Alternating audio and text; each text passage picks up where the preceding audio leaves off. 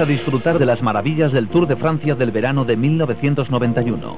La de aquel año fue una carrera con una gran diferencia. Tenía 10 grandes puertos de montaña. Todo empezó en Pau. Se cruzaron los Pirineos durante 2 días para luego atravesar Francia desde el sur hasta los Alpes. Y como no, Charles de Gaulle. Los 22 equipos seleccionados por el sistema de puntos sumaban 198 corredores, todos esperanzados en llegar a París. La etapa prólogo, una contrarreloj de 5 kilómetros 440 metros, tuvo lugar en el centro de Lyon. Greg LeMond empezó el Tour de Francia vestido de amarillo y dispuesto a defender el título que ya antes había ganado en 3 ediciones. Greg LeMond todavía no había ganado ninguna prueba aquel año y sin embargo parecía encontrarse en plena forma. El corredor holandés Erik Breukink, supuesto gran rival de Greg LeMond en el Tour, hizo un magnífico recorrido y le batió por un solo segundo. Pero el hombre que les derrotó a ambos fue Thierry Mady. El francés especialista en prólogos, que ya había ganado en 2 ocasiones anteriores, iba a ser de nuevo el número 1. Thierry Mady, del equipo Castorama, hizo el mejor tiempo, 6 minutos 11 segundos, batiendo a Breukink por 2 segundos. Los franceses, de quienes no se esperaba una gran actuación en el Tour, habían empezado de la mejor manera posible. Los primeros 114 kilómetros y medio del Tour tuvieron lugar en un circuito habilitado en el parque llamado Taille d'Or. Por supuesto hubo sorpresas. ¿Recuerdan la escapada de 4 corredores en la edición anterior? Aquel año fueron 11 los escapados y uno de ellos, Greg LeMond, dispuesto a no cometer ningún error. ¿Era posible que todos los grandes, a excepción de LeMond y Breukink, se hubiesen dejado sorprender de nuevo? Las veloces piernas y el poderoso arranque de Abduljaparov rebasaron a Sean Kelly, que intentaba conseguir la victoria desde 1982. En tercera posición, LeMond. Greg LeMond volvió a vestirse de amarillo, el color en el que parecía sentirse más a gusto. Después de un descanso de 3 horas, los corredores emprendieron el camino hacia la ciudad de Bron. Fueron 36 kilómetros y medio de contrarreloj por equipos. Que se corrieran 2 etapas el mismo día originó una gran polémica. El corredor Stephen Roche no llegó a tiempo de tomar la salida junto a sus compañeros. El equipo hizo todo el recorrido sin él y Roche lo hizo después, lo que le costó ser eliminado. El equipo Panasonic había hecho el mejor tiempo hasta entonces, pero no muy lejos de ellos se encontraba el equipo Castorama, encabezado por Logan Fignon, Luc Leblanc y, como no, el hombre que había perdido el maillot amarillo por la mañana, Thierry Mady. A su llegada había mejorado el tiempo del equipo Panasonic, aunque no sería suficiente como para poder recobrar el jersey amarillo. Fue precisamente Thierry Mady quien entró en primer lugar, tirando de su equipo. Tras ellos, el equipo Ariostea se encontró desgraciadamente con algún que otro problema. El fallo de uno de los corredores provocó la caída de parte del equipo en la última curva. Uno de los que cayó fue Sorensen, corredor que esperaba ser el líder del Tour al finalizar la contrarreloj. El equipo pasó por línea de meta sin él. Sorensen tuvo que hacer un gran esfuerzo para llegar, pero se enfundó el maillot amarillo con una ventaja de 10 segundos sobre Greg LeMond, un líder danés en el Tour de Francia. Eso no se ve todos los días. Al día siguiente, la tercera etapa de 210 kilómetros y medio. Se inició en Villeurbanne, en las afueras de Lyon, y terminó en Dijon, la capital francesa de la mostaza. Las etapas llanas preocupaban a muchos corredores, pero fueron una fiesta para los sprinters. Uno de ellos, Etienne de Wilder, no esperó hasta el final para lanzar su ataque. A 1 kilómetro de la línea de meta se escapó y no consiguieron darle caza. La cuarta etapa nos alejó de la capital de la mostaza y nos llevó hasta Reims, centro de la región del Champagne, en una larga etapa de 286 kilómetros. Una vez más, los sprinters esperaban hacerse con la victoria.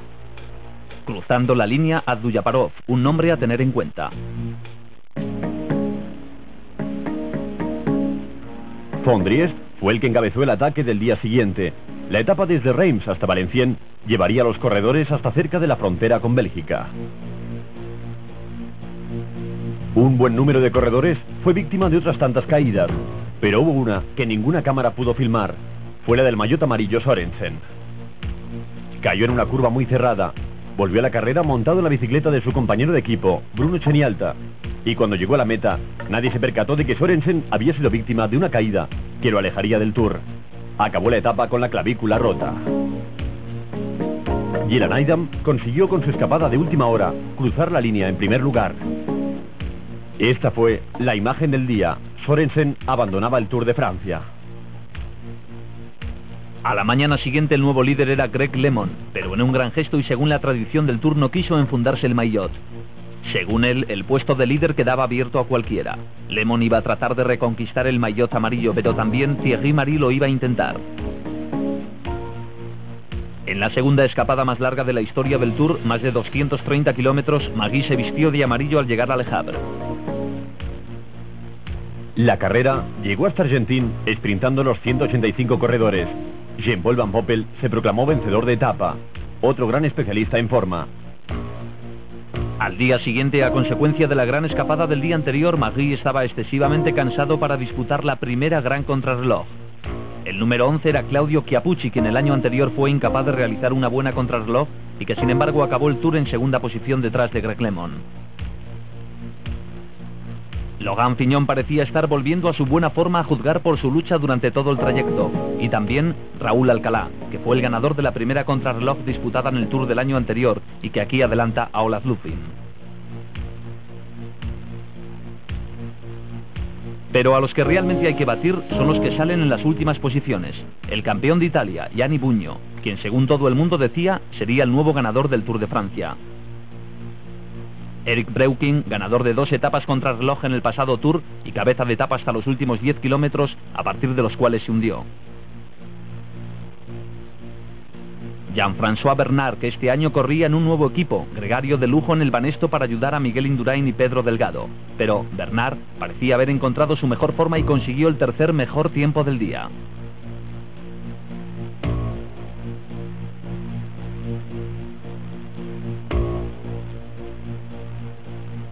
Greg LeMond, todavía en carrera. Greg LeMond esperaba después de aquella etapa ser el nuevo líder del Tour de Francia. Los tiempos que estaba marcando a lo largo de todo el recorrido amenazaban con ser eso, los mejores del día. Greg LeMond parecía haberse encontrado a sí mismo, corrió aquella contrarreloj como ya lo hiciera un par de años atrás cuando venció en los Campos Elíseos. Michel Legué sabía que su hombre lo estaba haciendo bien, y LeMond parecía estar en buena forma. Estaba llegando al final con el mejor tiempo del día, pero solo momentáneamente. Cuando el último hombre atravesó la meta, su tiempo habría sido mejorado. Estas son las piernas de un corredor del que todo el mundo empezaba a hablar, Miguel Indurain. Estaba realizando los mejores tiempos de todo el recorrido. Cuando terminó, había marcado el mejor. 1 hora 35 minutos y 44 segundos, 8 segundos menos que LeMond, aunque este mantenía el maillot con una ventaja de 1 minuto y 13 segundos.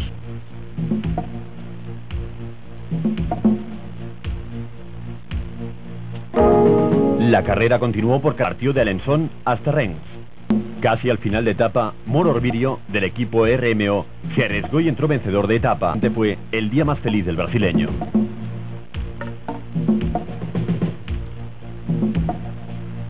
Al día siguiente los rumores se confirmaron cuando al comenzar la etapa que nos llevaría hasta Quimper de 207 kilómetros, el equipo PDM tenía graves problemas. Martin Early estaba a punto de abandonar y Eric Breuking y Sean Kelly tenían fiebre. Parecía confirmarse que todo el equipo había comido algo en mal estado. Ajenos a estos problemas, 4 corredores consiguieron abrir un hueco. El australiano Phil Anderson del Motorola, Nico Emmens, Brian Horn y Michel Denis del equipo Wimans fue el último de los 4. Consiguieron aumentar la distancia que les separaba del pelotón. Phil Anderson ganó al sprint, pero los comentarios de todo el mundo eran acerca de lo que le ocurrió al equipo PDM. ¿Qué es lo que realmente les había pasado? La clasificación general era esta. Primero Greg LeMond, Indurain ocupaba la tercera plaza.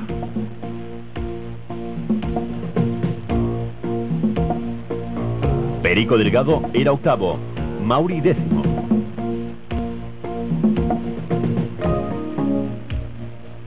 La etapa número 12, de 192 kilómetros, condujo a los corredores desde Pau hasta la ciudad de Jaca.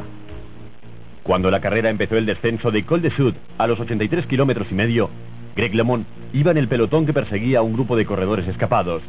Pascal Richards, el suizo que ya había coronado el puerto en primer lugar, le sacaba casi 4 minutos. Le seguían Andrew Hamsten, Lou Leblanc, Jean Neylands y Mauricio Fondriest. Mientras el equipo Z seguía la persecución, los escapados mantenían su ritmo al paso por el Col de Chef. Pascal Richard pasó en primer lugar, seguido de Andrew Hamsten. Greg LeMond no podía entenderlo. Nadie parecía preocupado por los escapados. Miguel Indurain, Pedro Delgado, Marino Lejarreta o Gianni Buño eran meros observadores y Greg LeMond tenía que hacer todo el trabajo de su equipo. Así se llegó a la frontera española y fue precisamente un francés el que condujo al grupo a tierras españolas. Luc Leblanc coronó son port con 16 segundos de ventaja. El gran pelotón, con Greg LeMond, iba nada menos que a 7 minutos y 15 segundos. En cuanto se entró en España, el camino hasta Jaca era literalmente un descenso. Era pues muy difícil que el grupo de escapados no consiguiese la victoria. Charly Motet consiguió su segunda victoria de etapa. El gran pelotón entró encabezado por el francés Frédéric Beauchamp a 6 minutos y 55 segundos. Luc Leblanc era el líder del Tour con una diferencia de segundos sobre... El pelotón salió hacia su destino en los... salida en el Portalet y en su recorrido de 56 kilómetros de vuelta a Francia. De Clercq se destacó del grupo. De repente, Guido Winterberg atacó aprovechando el avituallamiento en la base del Col d'Aubix, un puerto que sube 16 kilómetros hacia el cielo. Pero el contraataque llegó. El primer hombre que se lanzó en persecución de los escapados fue Gianni Buño, el campeón de Italia y número 1 del mundo.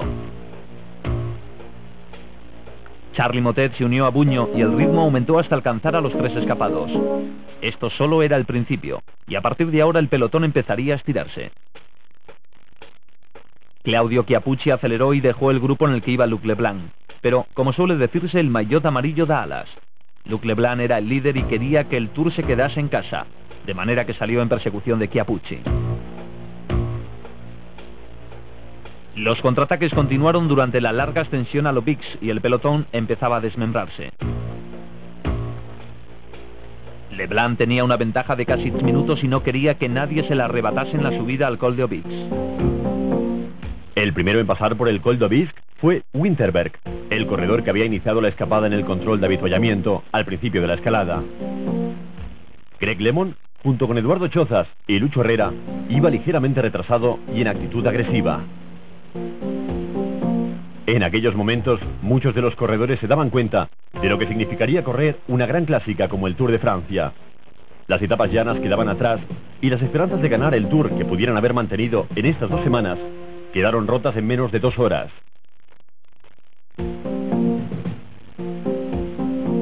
Después del descenso del Aubix, se había producido un reagrupamiento en la falda del Tourmalet. El Tourmalet, nombre que desata los más grandes temores entre los corredores, es una larga ascensión que acaba a 3.000 metros de altura. El ritmo se mantenía constante en la ascensión al Tourmalet. Una ausencia notable en este grupo era el ganador del Tour de 1988, Pedro Delgado. Al menos podía consolarse pensando que su compañero de equipo Miguel Indurain sí que estaba. En aquellos momentos mucha gente pensaba que Indurain iba a ser la estrella de aquel Tour, y desde luego tenían razón. Un pequeño esfuerzo y Claudio Chiappucci pasó por la cima seguido de Miguel Indurain y de Andrew Hampsten. Gianni Buño controlaba con la mirada la posición del maillot amarillo que iba solo a unos segundos junto con Greg LeMond, exactamente a 18. Con ellos iba el italiano Conti en el largo descenso hasta la ciudad de Saint-Magui de Complaints y una vez allí nueva ascensión, la del Col d'Aspen.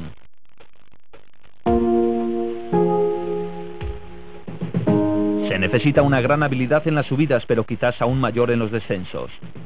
Fue en ese descenso cuando Miguel Indurain lanzó el ataque. Había notado que Greg LeMond había perdido el contacto un poco antes de la cima y decidió lanzarse. Cuando Greg LeMond pudo tomar contacto otra vez, Miguel Indurain se había fugado. Con 184 kilómetros cubiertos, a Indurain le había llegado el momento de recuperar fuerzas. Había estado esperando aquel momento durante casi 2 semanas.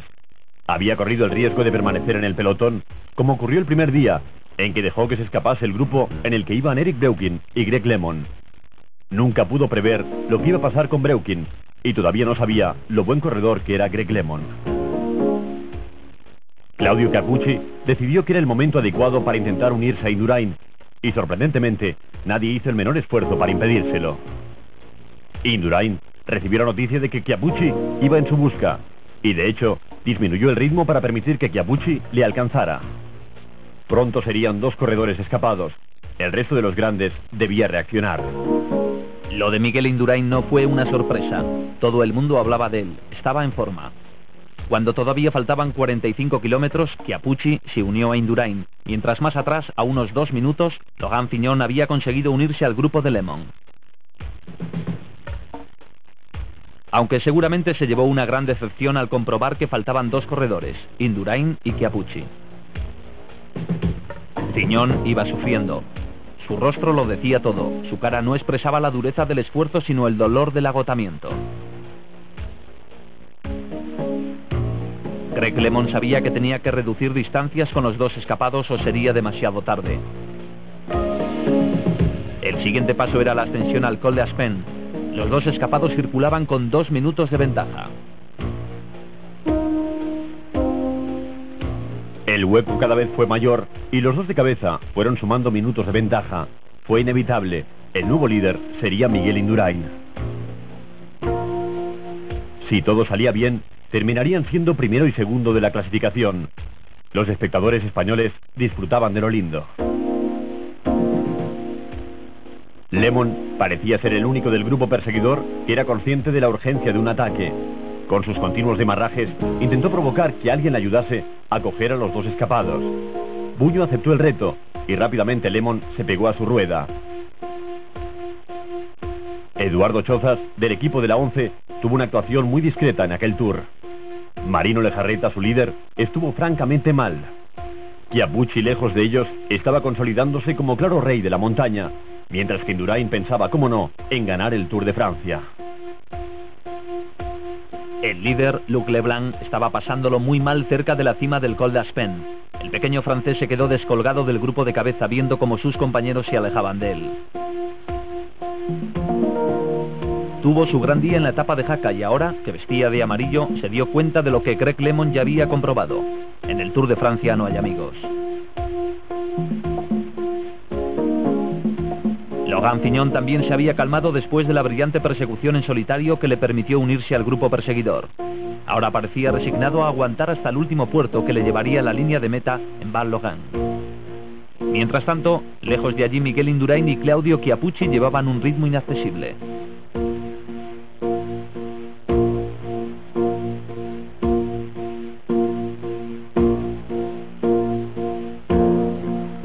Las distancias fueron aumentando entre los diferentes grupos.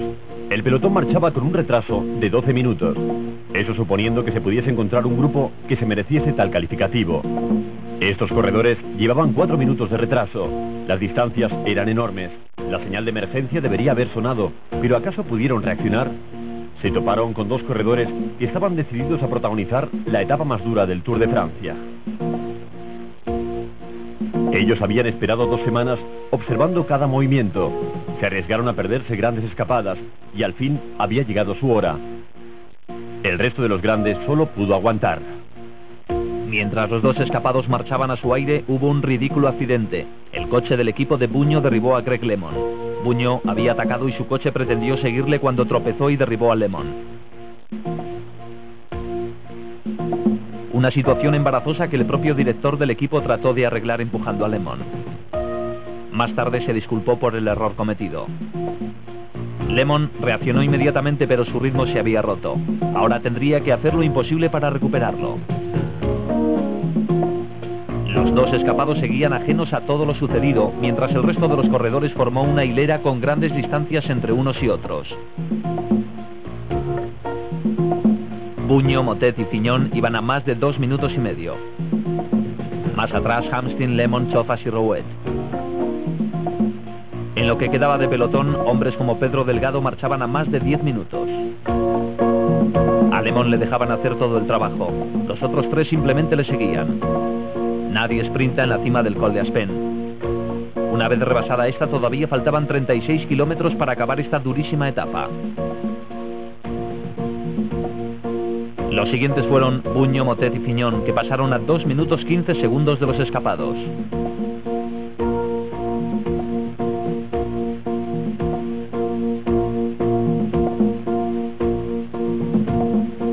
A estas alturas, Buño era perfectamente consciente de su gran error al haber permitido la temprana fuga de Indurain y Chiappucci.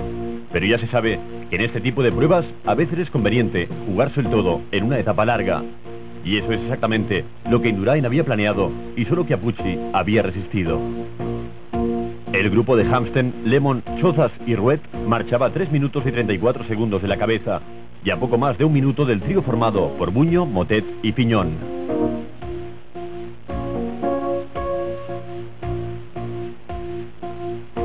Los corredores emprendieron el último descenso del día desde el Col d'Aspen hasta el valle que les llevaría a enfrentarse con la larga ascensión antes de línea de meta en Val d'Auen.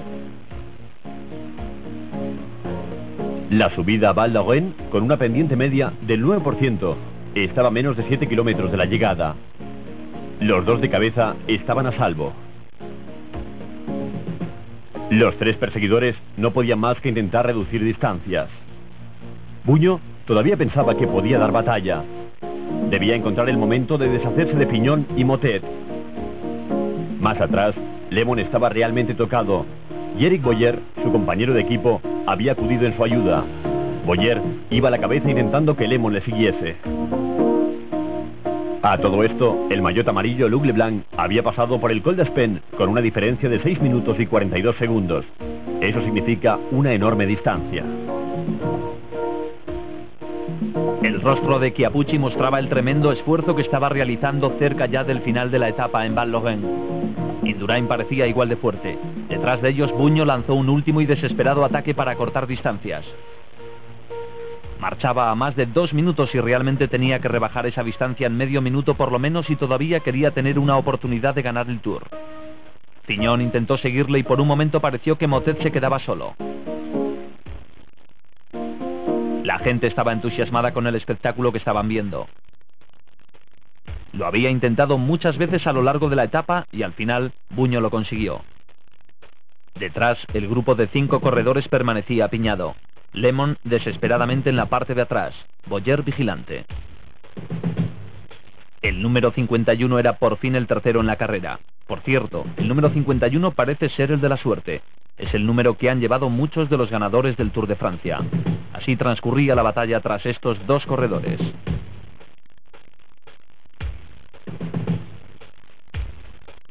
No hay duda de que Indurain y Chiappucci, en el momento en que pasan bajo la pancarta que anuncia los 4 últimos kilómetros, habían sido advertidos por sus respectivos directores de que Buño les seguía la caza. Y a pesar de que la etapa era suya, no era cuestión de relajarse antes de tiempo. Debían mantener el ritmo. Este había sido el día elegido para dar el hachazo y nadie iba a arrebatarles el triunfo. Tenían razón los que temían la subida al Val d'Auen. Era una durísima ascensión después de una larga etapa de montaña de 232 kilómetros. Estaban a punto de llegar atravesando la montaña que los franceses llamaron una vez el Círculo del Valle de los Muertos. Y de esos hubo muchos aquel día. Uno de ellos parecía ser Lemon. Y sin embargo, en aquel Tour, Lemon se ganó la amistad de muchos. No porque estuviese perdiendo la carrera, sino porque no se rendía, aun cuando no ganaba.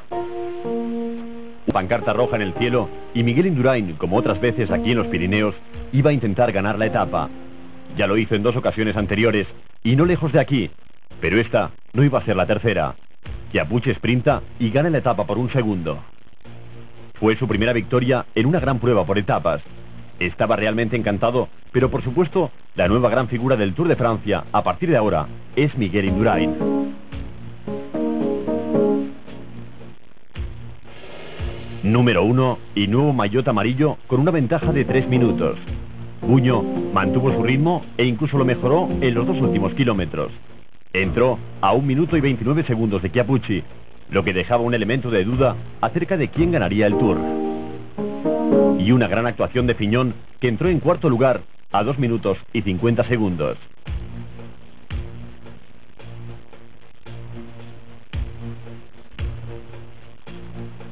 Motet, que había estado en medio del fragor de la batalla durante todo el día, llegó en 5ª posición con una gran desventaja de 3 minutos y 35 segundos.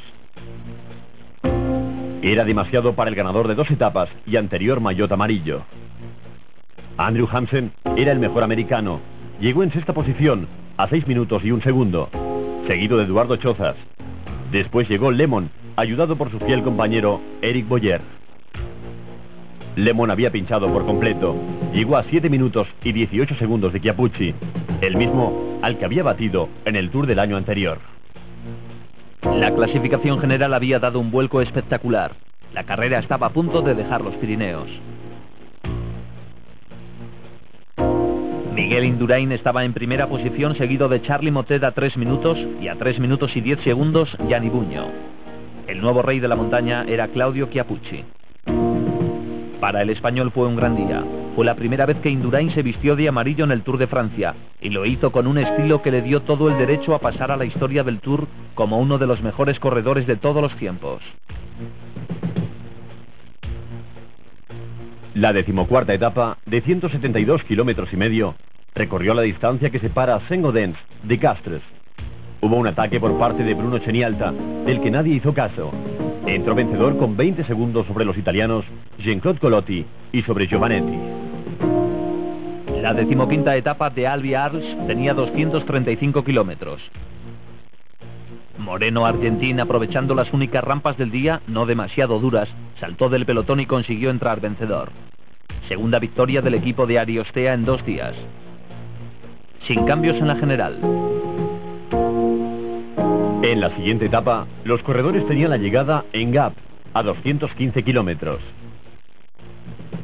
El repentino ataque de Chiappucci, Fignon y Bugno obligó al equipo Banesto a dar lo mejor de sí mismo, pero finalmente fueron absorbidos. Nada más terminar la persecución, Lemon salta inesperadamente y con una mirada hacia atrás observa la reacción del pelotón. El corredor Marco Lieti aprovechó la ocasión y por tercera vez en 3 días el equipo Ariostea ganó la etapa. La 17ª etapa nos llevó desde Gap hasta las cumbres de Alpe d'Huez a 125 kilómetros. Cabestany y el francés Bourguignon lograron una larga escapada, pero cuando estaban llegando a Alpe d'Huez el pelotón estaba muy cerca de ellos.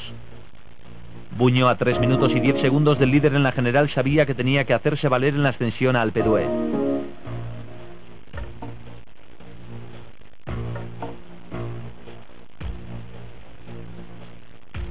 Había sido el primero en coronarlo el año anterior. Ningún italiano lo conseguía desde que Fausto Coppi lo hiciera en los años 50. Pero eso no era nada. Él perseguía el maillot amarillo. Jean-François Bernard marcaba el ritmo y Miguel Indurain cómodamente seguía tras él.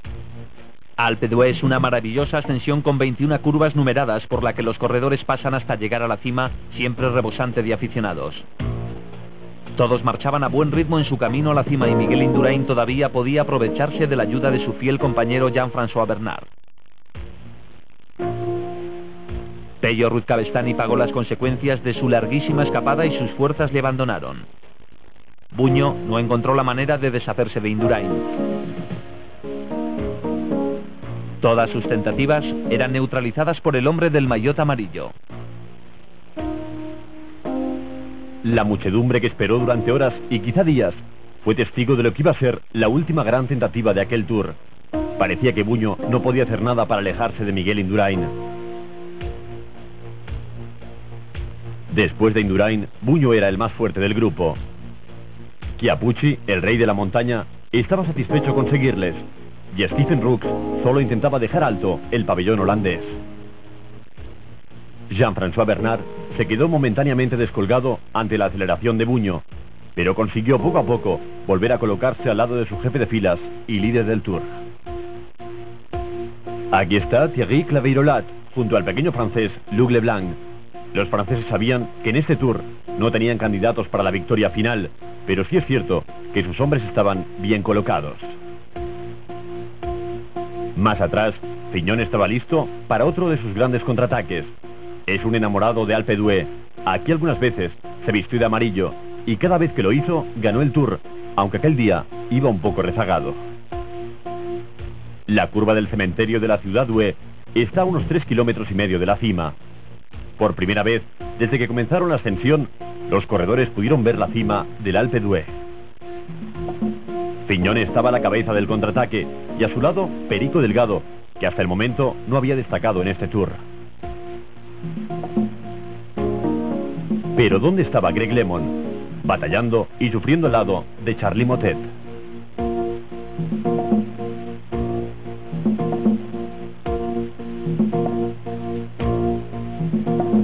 La muchedumbre se agolpó en torno a los corredores en las últimas rampas de Alpe d'Huez. Chiappucci empezó a parecer humano por primera vez en el Tour, marchando con dificultad en la cola. Jean-François Bernard decidió no rendirse, lo mismo que Fignon, quien insistió en marcar el ritmo al lado de Álvaro Mejía, de quien habría que tomar buena nota como candidato al triunfo en los próximos años.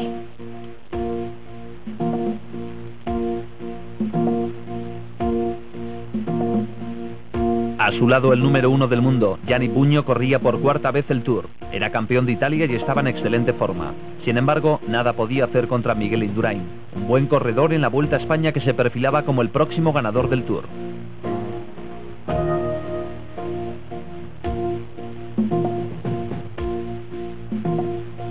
Chiappucci, a escasos kilómetros de la cima, empezó a tener problemas. Aguantó lo mejor que pudo y no mejoró su posición en la general.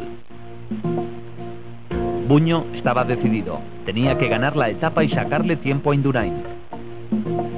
Pero este no iba a ayudarle en su empresa.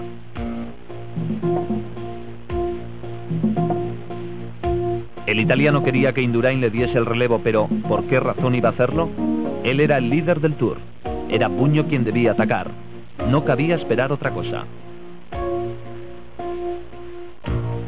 Más atrás, el pequeño corredor Claveirolat, experto escalador, llevaba un buen ritmo y su intención era desbancar a Chiappucci como rey de la montaña. Bugno, Indurain y Leblanc. Chiappucci se había quedado rezagado y Leblanc estaba teniendo otro buen día de escalada, esta vez en los Alpes. Bugno no estaba marchando como el gran Eddy Merckx. De ninguna manera podía asestar el golpe mortal que dejara a Indurain fuera de combate. Este había sabido vigilar y seguir durante 10 días en las etapas llanas y ahora estaba haciendo lo mismo en Alpe d'Huez. Había sabido jugar sus cartas en el largo día de los Pirineos y en aquel momento no tenía más que conservar su ventaja. Él les había retado, los demás tenían que recoger el guante. El Alpe d'Huez, literalmente cubierto de aficionados, se había convertido en una montaña famosa, probablemente la más conocida del Tour. Los corredores, pasando entre la densa multitud, sabían, aunque no hubiesen estado allí antes, nada. Poco antes de llegar a meta, Indurain tomó el mando. Bugno le siguió, y detrás, como siempre, el valiente y esforzado Luc Leblanc.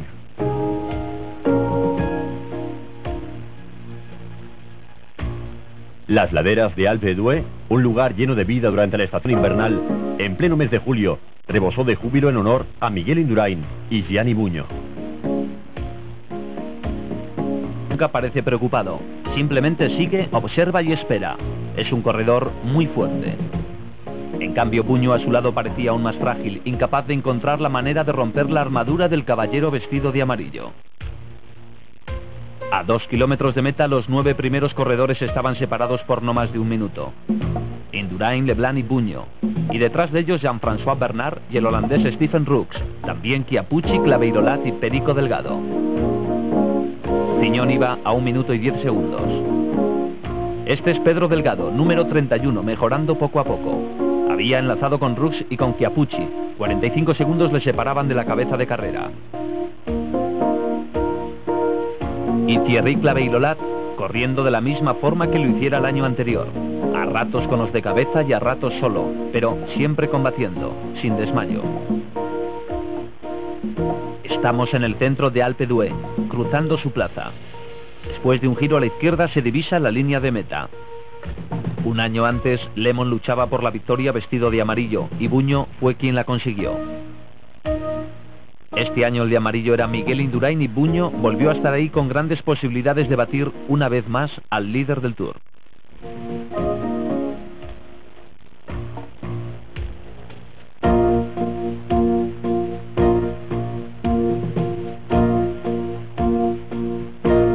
Leblanc siguió aguantando. Ya se sabe que cuando por fin un corredor divisa la línea de meta saca fuerzas de donde sea para ganar.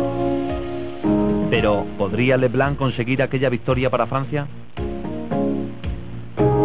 Es la victoria más codiciada, la llegada a Alpe d'Huez, la que queda en la memoria de todos. Tras esta ancha calle se encuentra una curva muy cerrada a la izquierda. Indurain llega primero, Bugno detrás, intentando conseguir la proeza. Ganar la etapa por segunda vez en 2 años consecutivos. Nadie lo había conseguido antes. Bugno estaba mejor colocado, era uno de los mejores sprinters. Buño echó una mirada hacia atrás y soltó amarras. Por segunda vez en 2 años, no solamente ganó la etapa, sino que batió al maillot amarillo, en este caso Miguel Indurain. Pero Indurain sabía que habiendo quedado segundo en la gran etapa de los Pirineos y segundo también en la gran etapa de los Alpes, el Tour estaba prácticamente en sus manos.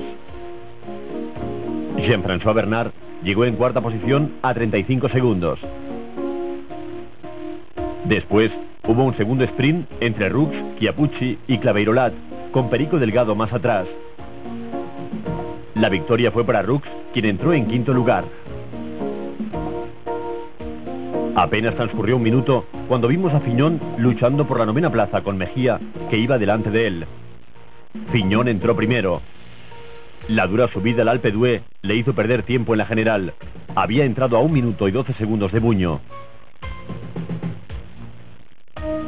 Después de Fignon llegó el grupo de Lemon, que encontró compañía. Al día siguiente los supervivientes dijeron adiós a los Alpes y emprendieron el largo camino de Bourdoise a Morsin, 255 kilómetros. En medio de aquel diluvio hubo 2 corredores que iniciaron una larguísima escapada, Claveyrolat y Bourguignon. Ninguno de los grandes tuvo la oportunidad de escaparse, o mejor dicho, ninguno quiso hacerlo en aquellas condiciones. La carretera estaba húmeda y Marino Lejarreta dio con los huesos en el suelo, en la ascensión del Col des Colombiers. Comenzó a llover otra vez. A medida que nos íbamos acercando a la cima, Bourguignon, que todavía iba en cabeza junto a Claveyrolat, estaba haciendo todo lo posible por conseguir el triunfo que hasta ahora se le había negado. A Claveyrolat le fue fácil sprintar. Se alejó de Bourguignon y con una palmada de alegría entró vencedor. La 19ª etapa de 177 kilómetros alejaba aún más la carrera de los Alpes y acababa en la preciosa ciudad de Aix-les-Bains, al lado del lago. En esta etapa se produciría una de las escapadas más largas del Tour, protagonizada por el vencedor de la Vuelta a España, Melchor Mauri. Sufrió un pinchazo y tuvo que cambiar la rueda cerca del final, pero eso no significaba gran cosa, solo prolongó la agonía.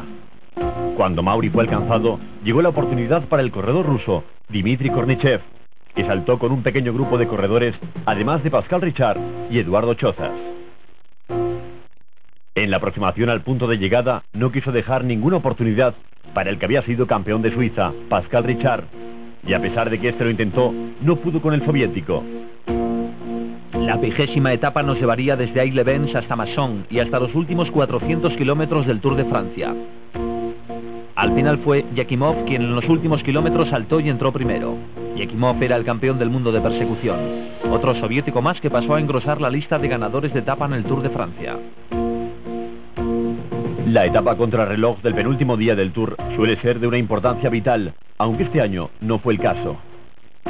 El objetivo de Lemon en esta contrarreloj no era el maillot amarillo, sino vencer a Hamsten, el otro americano ex compañero de equipo.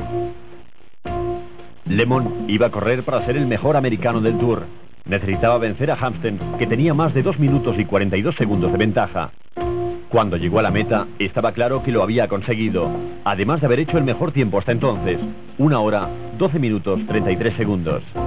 Hamsten tomó la salida en 7ª posición, y Lemon no mucho más atrás. Existía la posibilidad de que Lemon doblase a Hamsten. El tiempo de Hamsten fue 1 hora, 15 minutos y 42 segundos. Chiappucci perdió el Tour del año anterior en la última etapa contra el reloj. Desde entonces, juró que aprendería a correr en solitario contra el reloj. Cuando marcó el mejor tiempo en el primer control, todo el mundo se quedó sorprendido. Pero después su ritmo fue bajando irresistiblemente. Lemon entró con el mejor tiempo hasta el momento. Chiappucci corrió mucho, pero solo para poder mantener su tercer puesto en la general. Aquí está acercándose a la meta. Cuando cruzó la línea, había hecho un tiempo de 1 hora, 12 minutos y 53 segundos. Buño salió a correr la etapa con una desventaja de 3 minutos y 9 segundos. Y durante unos minutos parecía que iba a recortar ese tiempo y acercarse a Indurain. En 2 controles había marcado el mejor tiempo. Cuando llegó a línea de meta, su tiempo era mejor que el de Lemon, pero Indurain no había terminado.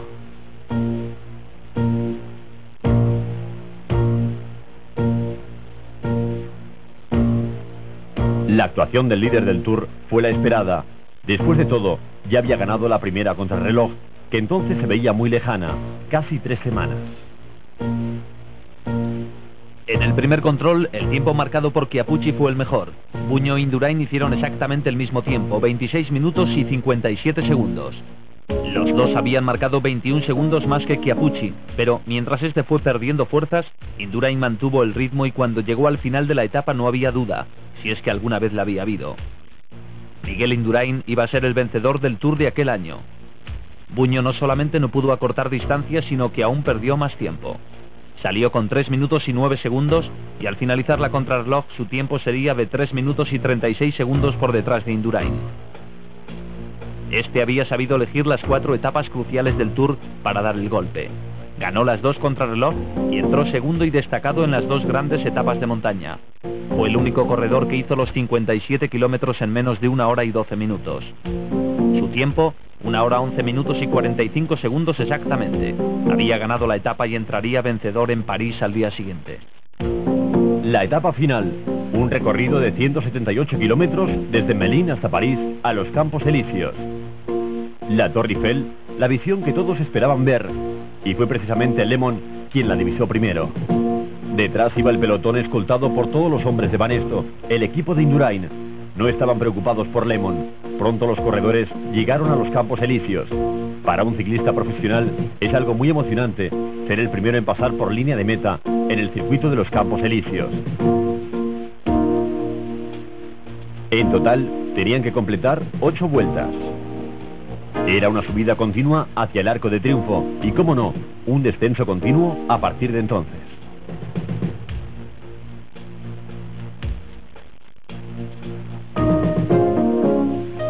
El maillot amarillo de Miguel Indurain destacaba radiante a la cabeza del pelotón. Debía sentirse el hombre más feliz de la tierra. La llegada sería para los sprinters, pero antes tendrían que cazar a Lemon, el corredor que había hecho un desconcertante Tour y que acabaría séptimo en la general. El peor puesto de su vida y, sin embargo, para muchos de los corredores, un puesto inalcanzable. Tuvieron que trabajar duro para coger a Lemon, pero cuando lo hicieron fue realmente contundente. Fignon y Miguel Indurain atentos a las posibles escapadas. Todo el mundo espera un final al sprint en los Campos Elíseos, y aunque no siempre es el caso, nunca se puede bajar la guardia hasta el final de la carrera.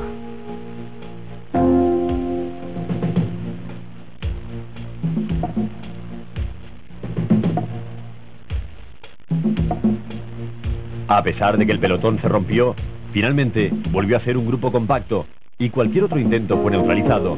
Aquella pudo ser la oportunidad para alguien como Abduljaparov, el corredor que ganaría el premio a la regularidad.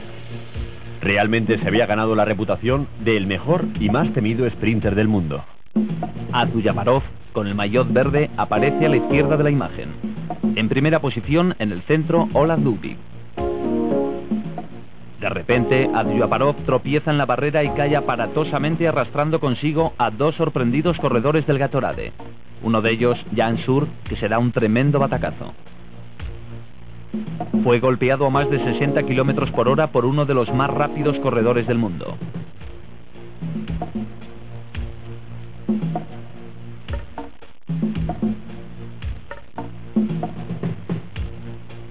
Como es natural, fue otro corredor soviético el ganador de la etapa, Kornichev. Su segunda victoria en este Tour y la tercera en total. Abduljaparov, con múltiples contusiones y una clavícula rota, tuvo que ser ayudado a cruzar la meta para poder seguir optando al maillot verde de la regularidad.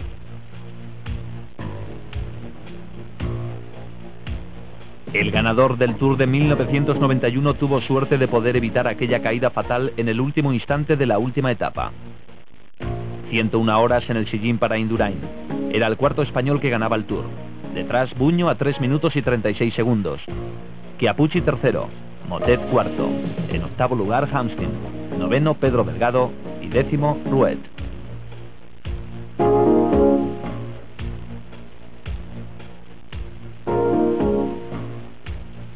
Fue su primer Tour de Francia.